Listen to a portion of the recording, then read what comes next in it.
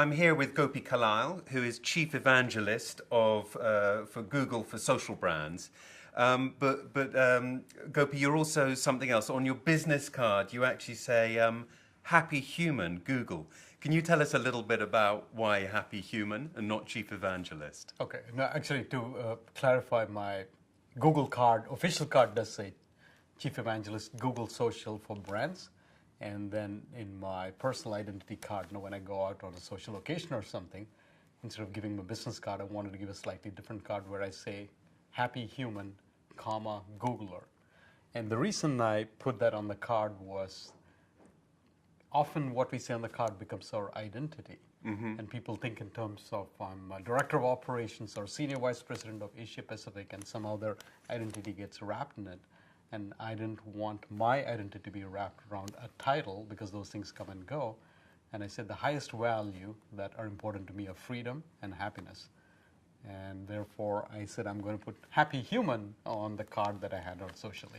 So if you take each one, when it comes to freedom, the fact that the core mission still remains true, making information universally accessible to all of humanity, as the core purpose of Google, is something that frees up people, because when people have information, they can make their own decisions and they can act.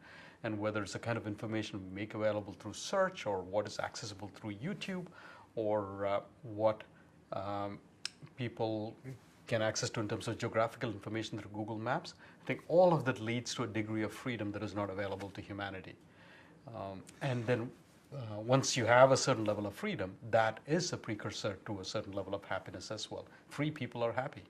I'll give you one statistic we watch every single day. The number of Android phones that are activated, because that's a number that is close to us, and it's 1 million per day. 1 million Android phones are activated every single day. That is the size of the city of San Francisco. So if put it in real terms, every day, including Saturdays and Sunday, an entire city the size of San Francisco wakes up somewhere on the planet and unwraps smartphones, including old people and infants. That is the pace at which means by the end of this year, if it stays the same, another third of a billion people would have it. Now think of what the other companies are also doing in the same, with Apple and Nokia, etc. So that's why I said this is the most pervasive technology in human history. More people have access to phones than access to safe drinking water and electricity. I want brands that are working with Google, or customers or advertisers, to understand the power of social media to connect with their customers. And Google offers a number of resources going beyond just Google+, which is just the backbone of it all. But if you look at search and YouTube and our advertising mechanism, through all of these mediums, there are multiple touch points by which a deep connection can form between our customers and advertisers.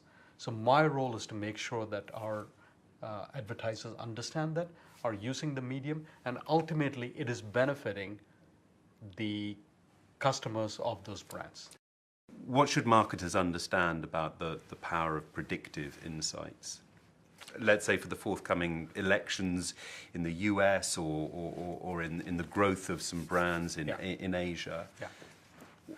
What can marketers learn? Yeah, so again, these tools across digital media, but search and social in particular, has put some amazing predictive capabilities. And I'll just use one tiny example. So let's say you are in the auto business. Just by looking at search patterns, and the data is available at an aggregated level of how people are searching for sports cars or luxury cars, which part of the country they're searching for, or they're typing in queries for loans, you know that in the next 2 weeks you can see a blip in your sales or more visits to your showroom, or you can see which brands you need to have more in stock of, because they'll be coming just by looking at search patterns. So there's that level of predictive capability by aggregating what I call the consciousness of all of your customers through search. Same way with social media. If you aggregate and synthesize all of the posts being made across all of social media for your brand or for your brand category, you start getting a sense of what human beings are thinking of.